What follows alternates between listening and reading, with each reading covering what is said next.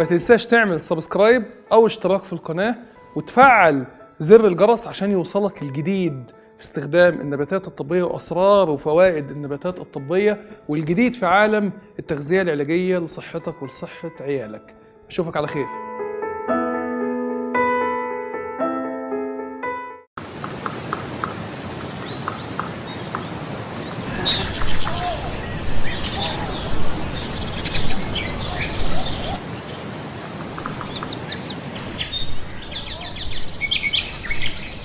بسم الله الرحمن الرحيم. مشاهدينا الكرام، اهلا وسهلا بيكم. النهارده حلقه مهمه جدا من اسرار وفوائد. النهارده هنتكلم ازاي اللي احنا نتخلص من امراض مقاومه الانسولين زي السكر، زي الضغط، زي السمنه باستخدام النباتات الطبيه. والنهارده هنتكلم عن 11 سر من اسرار النباتات الطبيه والتغذيه في التخلص من الامراض دي.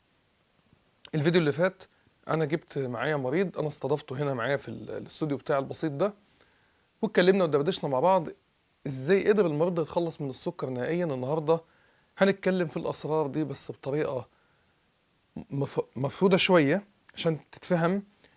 هنشرح بالتفصيل ازاي تقدر تعمل ده وما هو العلم وراء الطريقه دي في التخلص من السكر في الدم نهائيا والتخلص من امراض مقاومه الانسولين زي السكر وزي السمنه وزي ارتفاع ضغط الدم.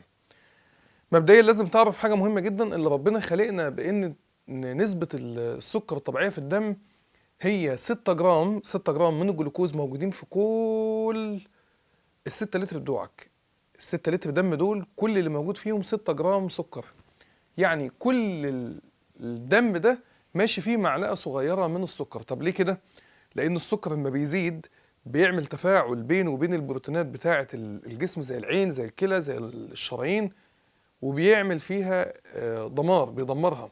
فجسمك محتاج السكر كمصدر للطاقة، ولكن مش عاوزه يكون عالي، يا دوبك تحكم فيه اللي هو يكون المعدل بتاعه المتوسط بتاعه 100 مللي جرام لكل 100 مللي دم، اللي هو تقريبا 1000 مللي جرام، اللي هو جرام لكل 1000 مللي دم، اللي هو لتر دم، اللي هو 6 جرام في ال6 لتر دم. فبالتالي جسمك دايما عاوز يحافظ على المعدل الممتاز والطبيعي ده من السكر.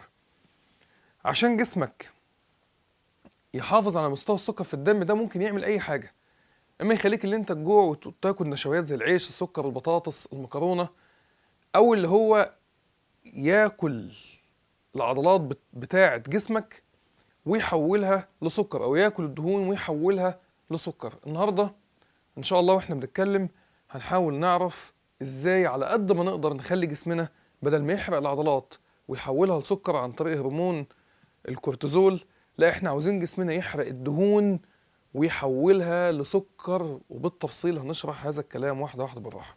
الجلوكوز عامة، ما انت بتاكل اي حاجة نشويات زي العيش زي الرز زي البطاطس زي المكرونة زي السكر ذات نفسه، جسمك بيقوم ياخد النشويات دي وبيكسرها وبيهضمها وبيحولها كلها في النهاية عن طريق الكبد لجلوكوز. الجلوكوز اما بيعلى في الدم جسمك بيقوم يطلع هرمون اسمه هرمون الانسولين. هرمون الانسولين ده بياخد الجلوكوز الزياده في الدم ده ويدخله في الخلايا ويحرق بيه داخل الميتوكوندريا اللي هي المصنع بتاع انتاج الطاقه في الخليه. تاخد الجلوكوز ويتحرق الجلوكوز ويطلع الطاقه اللي انت بتشوفها في جسمك دي، والحركه اللي انت بتشوفها في جسمك دي، ودماغك تشتغل واعضائك كلها تشتغل. فاعضائك عشان تشتغل ودماغك عشان تشتغل محتاجه الجلوكوز يتحرق عن طريق الميتوكوندريا. انا بقول لك الاساسيات عشان احنا هنبني على الاساسيات بتاعه النهارده الحلقات اللي جايه، وهنبني عليها كمان الاساسيات بتاعه العلاج بتاعه الحلقه بتاعه النهارده. البنكرياس هو المسؤول عن انتاج هرمون الانسولين اما انت بتاكل.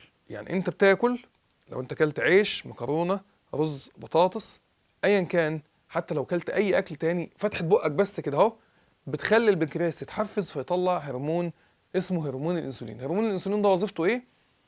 اللي هو يخفض السكر في الدم وانت بتاكل، يخلي دايما معدل السكر في الدم في المعدل الطبيعي. ما انت مدخل سكريات كتير، مدخل سكر ابيض كتير، مدخل عيش كتير، فكده السكر هيعلى في الدم.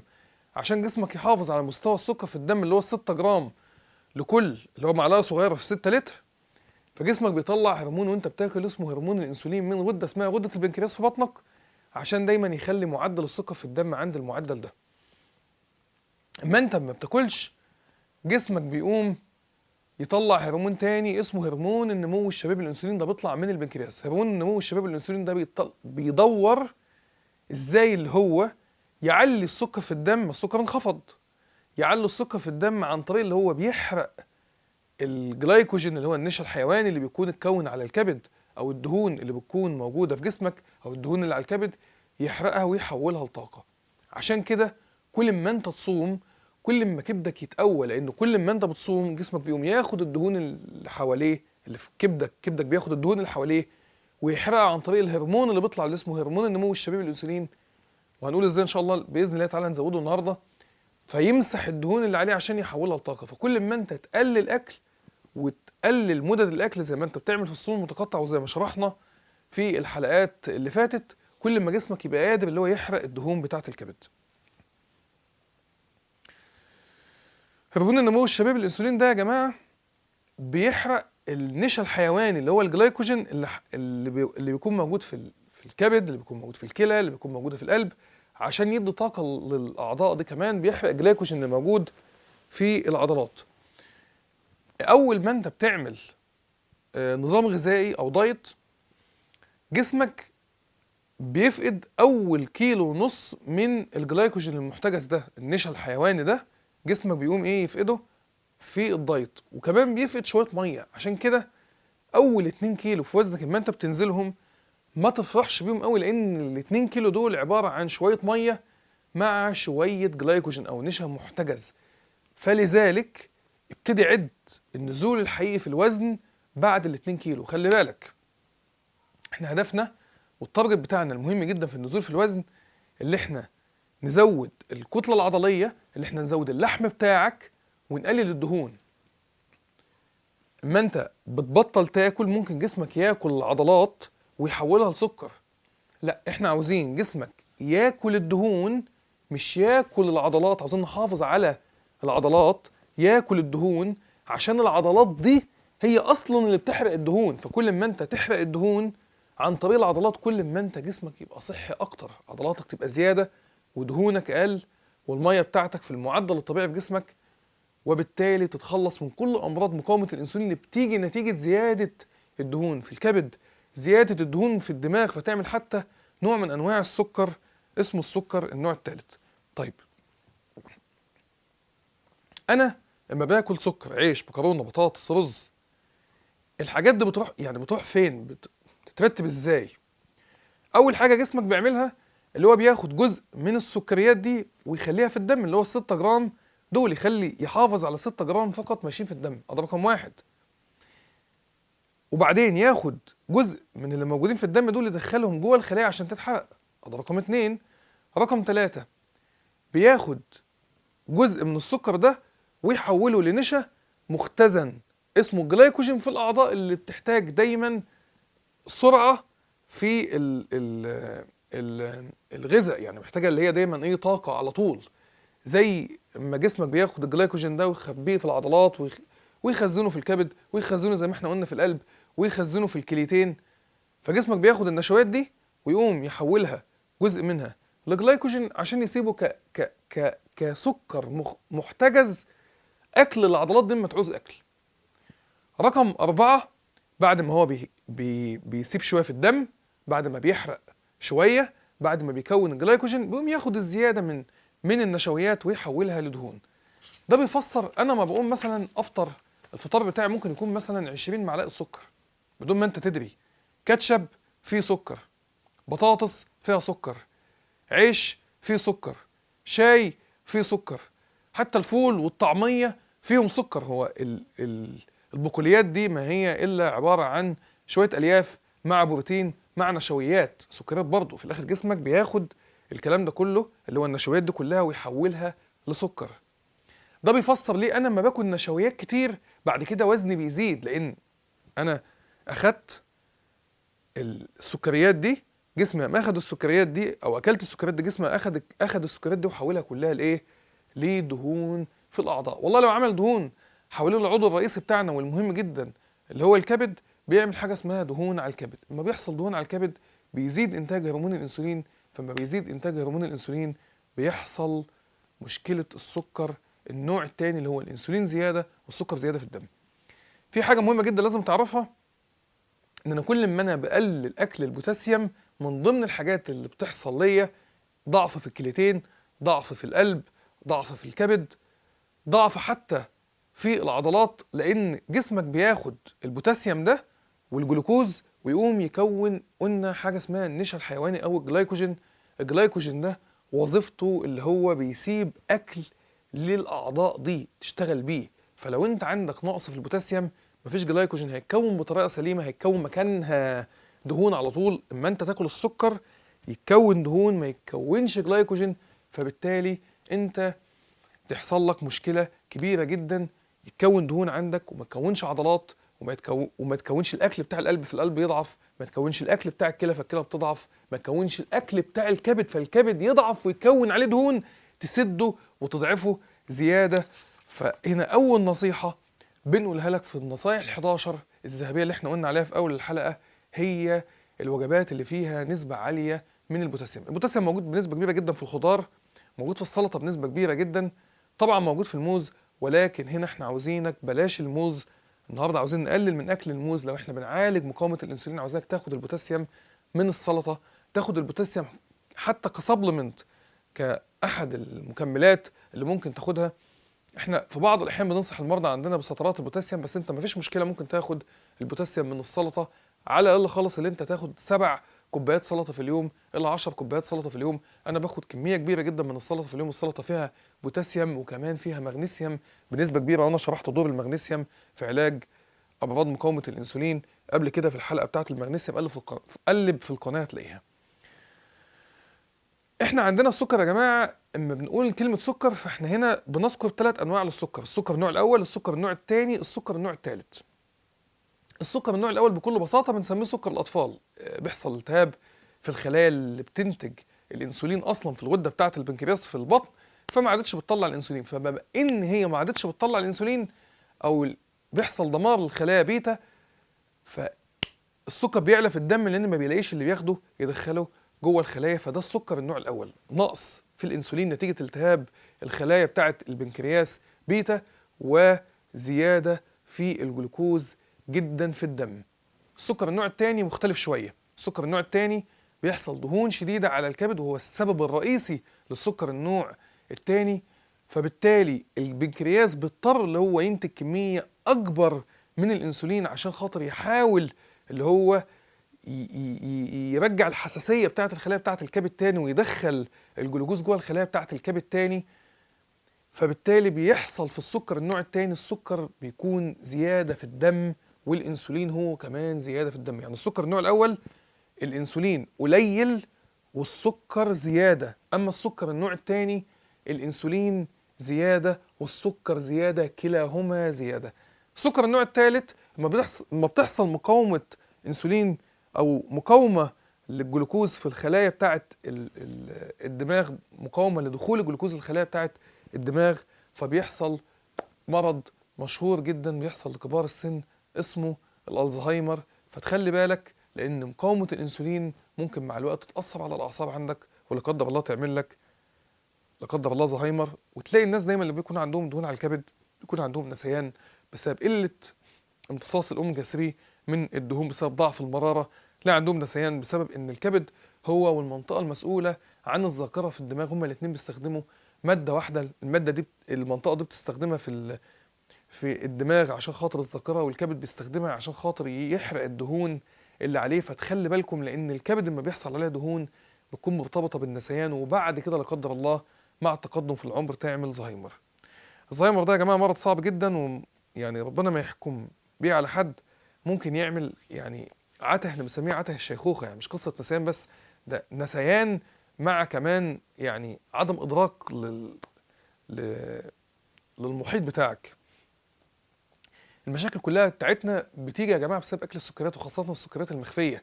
تلاقي نفسك انت بتشرب بيبسي فيها 7 8 9 معالق سكر وانت ما تعرفش، لان البيكربونات اللي موجوده في الصودا او في الميه بتاعه البيبسي بتخليك ما بتحسش بالسكر الكتير ده. بتلاقي نفسك بتاخد معالق كتير من السكر في الكاتشب. الخل والملح اللي موجودين في الكاتشب بيخلوك اللي انت ما تحسش بالطعم المسكر او بالسكر الموجود في الكاتشب. فتخلي بالكم في اغذيه الأغذية دي هي في ظاهرها طعمها حلو، لكن في باطنها هي سم، لأنها بتزود إنتاج الأنسولين اللي بعد كده بيعمل أمراض مقاومة الأنسولين. إحنا عندنا الكبد عضو مهم جدا جدا جدا في تنظيم السكر في الدم، والكبد من أهم الأعضاء في تنظيم السكر في الدم، لأن الكبد هو اللي بينظم السكر وأنت صايم. الميزة كمان في الكبد إن الكبد بيحرق الدهون عن طريق إنتاج هرمون النمو الشبيب الأنسولين بتاعه، وهو خلي بالك من ضعف قوة هرمون الأنسولين بتاع البنكرياس. يعني إحنا عندنا هرمونين بينظموا السكر في الدم يا جماعة.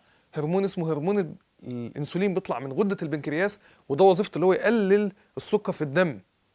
وفي هرمون تاني اسمه هرمون النمو الشبيب الأنسولين، وده وظيفته اللي هو يرفع السكر في الدم عن طريق اللي هو أول حاجة اللي هو يحرق النشا الحيوانية المختزنة في الأعضاء، وبعد كده بيبتدي بعد ما بيخلص على النشا الحيواني يحرق الدهون اللي موجودة على الأعضاء، ده زي الدهون اللي بتكون مثلا موجودة على الكبد، فبالتالي ينظف لك الكبد خالص ويكنسه لك من الدهون اللي حواليه. عشان أقدر أطلع أنا هرمون النمو الشبيب الأنسولين لازم أعمل نظام غذائي جميل جدا اسمه نظام غذائي اسمه الصوم المتقطع. الصوم المتقطع ده يا جماعة 16 ساعة صيام ما باكلش فيهم، من ضمنهم ال8 ساعات بتوع النوم، والحد الأدنى 8 ساعات في اليوم من النوم، و8 ساعات باكل فيهم. يعني بدخل اخر وجبه بحطها في بقي 9 مساء، بدخل انام 12 بالليل وبفطر الساعه 1 الظهر. بس من 9 مساء لواحدة ظهرا تاني يوم انا ممكن اشرب عادي، ممكن اشرب ميه، ممكن اشرب شاي، ممكن اشرب قهوه امام الصبح، ممكن اشرب قرفه، ممكن اشرب ينسون، ممكن اشرب كراويه، ممكن اشرب كل النباتات الطبيه الصحيه، مفيش ادنى مشكله. ولكن على قد ما بقدر بقفل بقي عشان خاطر جسمنا يطلع هرمون النمو الشبيب الانسولين اللي بينظف شراييننا وبينظف كبدنا من الايه، من الدهون. يبقى النصيحة رقم 2 المهمة جدا جدا جدا ليك عشان تقدر ان انت تتخلص من امراض مقاومة الانسولين، ان انت تعمل نظام الصوم المتقطع. اول نصيحة قلنا البوتاسيوم، تاني نصيحة نظام الصوم المتقطع. تالت نصيحة يا جماعة، في عندنا نبات طبي جميل جدا جدا ورخيص جدا وسهل جدا وفي المتناول بتاع الكل، نبات طبي اسمه بذور الرجلة. بذور الرجلة دي ده اتعمل عنها دراسات اللي هي بتقوم بنفس عمل وبنفس وظيفة مادة الميتفورمين اللي بتعالج مقاومة الأنسولين.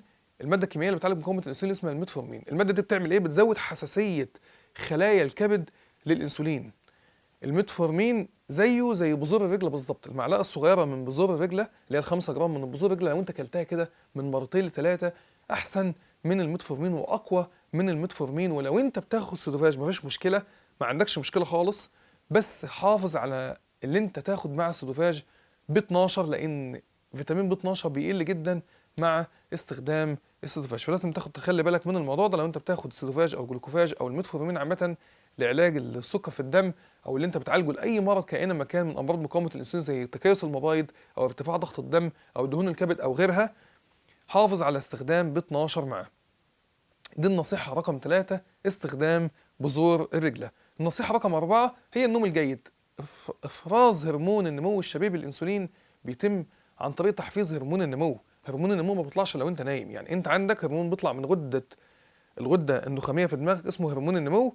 هرمون النمو ده بيروح عند كبدك، يقول لكبدك لو سمحت يا كبد طلع لي هرمون النمو، هرمون النمو الشبيب الانسولين، عشان يحرق لي الايه، يحرق لي الدهون ويحرق لي النشا المختزن، وتاكل الكبد وتشربه كده وتظبطه.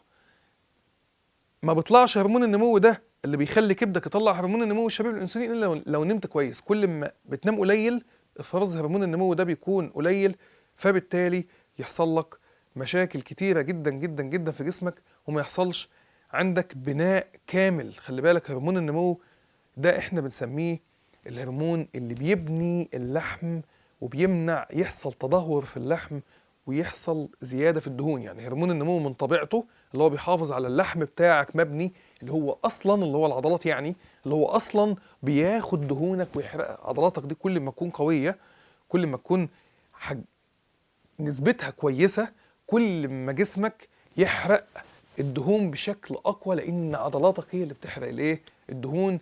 فمش قصة وزن، هي قصة نسب سليمة وتوزيع سليم في جسمك، زي ما احنا قلنا في اول الحلقة، مية، بروتينات اللي هي البروتينات بتاعة العضلات بتاعتك، وكمان الايه، وكمان العظم بتاعك، وكمان الايه، الدهون بتاعتك. الحاجه المهمه جدا، احنا عندنا بعض النباتات الطبيه او بعض الاغذيه الطبيعيه اللي بتزود هرمون النمو، زي نبات الاشواجندا اللي هو نبات الجينسنج الهندي. خلاصه نبات الاشواجندا بتساعد دماغك اللي هي تطلع هرمون النمو، اللي بيحافظ قلنا على العضلات بتاعتك، وبيحافظ على غضاريفك ما يحصلش فيها ضمور، وبيحافظ عليك على فكره بالمناسبه من الضعف الجنسي، لان من الهرمونات اللي لو قلت يحصل لك ضعف جنسي مباشره.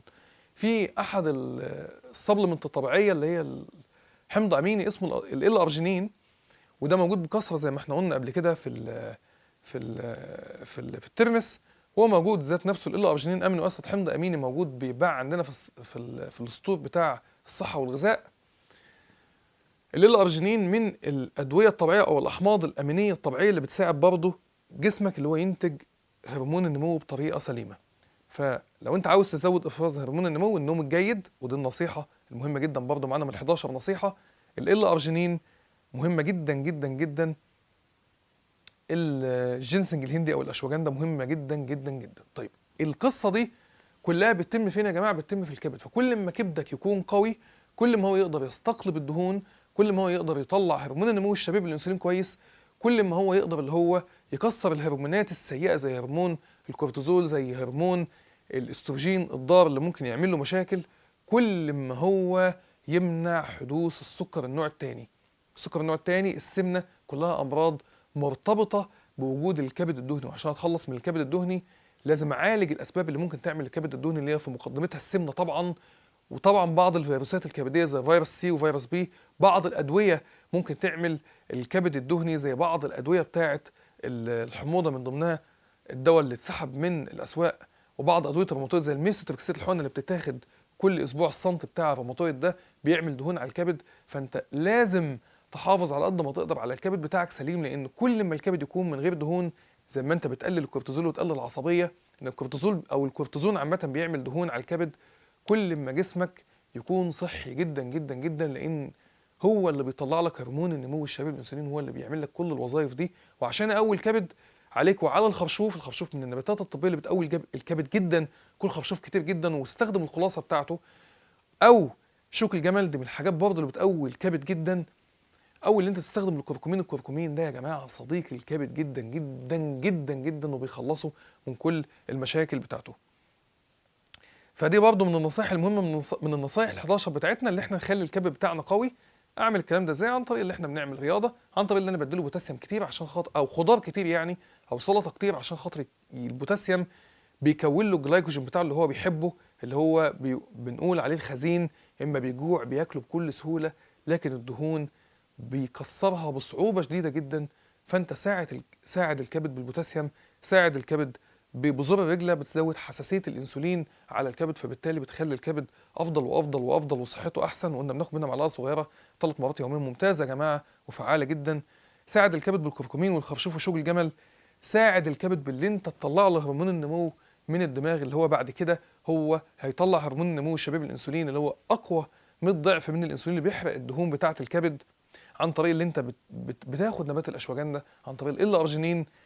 وساعد الكبد كمان اللي انت تقلل له من هرمون الكورتيزول، لان هرمون الكورتيزول او هرمون الكورتيزون عامه من الهرمونات اللي بتعمل دهون على الكبد، وبتعمل مشكله كبيره جدا في العضلات. بتاكل العضلات وبتحولها لسكر، وبتاكل العظم وتحوله لسكر. فحافظ على صحه عضلاتك عن طريق اللي انت تقلل من افراز هرمون الكورتيزون، عن طريق اللي انا اشرب النباتات الطبيه الادابتوجين. النباتات الطبيه تسمعوا عن كلمه زي كده، تقرا عنه يقول لك النبات الطبي ده مكيف او ادابتوجين. النباتات الطبيه الادابتوجينز دي نباتات طبيه بتقلل من افراز هرمون الكورتيزول، زي نبات الجينسينج اللي هو الصيني، او نبات الريحان. والريحان بسيط جدا وسهل ومتوفر في كل بيت تقريبا. اشرب الريحان. الريحان هيحافظ لك على عضلاتك ما تتكسرش، هيحافظ لك على كبدك يكون قوي جدا، هيحافظ لك على مرارتك ما يكونش فيها حصوات. يا رب تكون حلقه النهارده من اسرار الفوائد تكون مهمه جدا، وهي حلقه مهمه جدا يا جماعه لازم الكل يعرفها. يا رب تكون فادتكم. ما تنساش ان انت تعمل لايك للفيديو، طبعا سبسكرايب للقناه عشان تشوف كل الفيديوهات بتاعتنا بانتظام. وما تنساش طبعا ان انت تفعل زر الجرس، ويا ريت بعد اذنك ان انت تشير الفيديو لاصدقائك على الفيسبوك وعلى الواتساب. اشوفك على خير، شكرا لك. ما تنساش تعمل سبسكرايب أو اشتراك في القناة وتفعل زر الجرس عشان يوصلك الجديد في استخدام النباتات الطبية وأسرار وفوائد النباتات الطبية والجديد في عالم التغذية العلاجية لصحتك ولصحة عيالك. أشوفك على خير.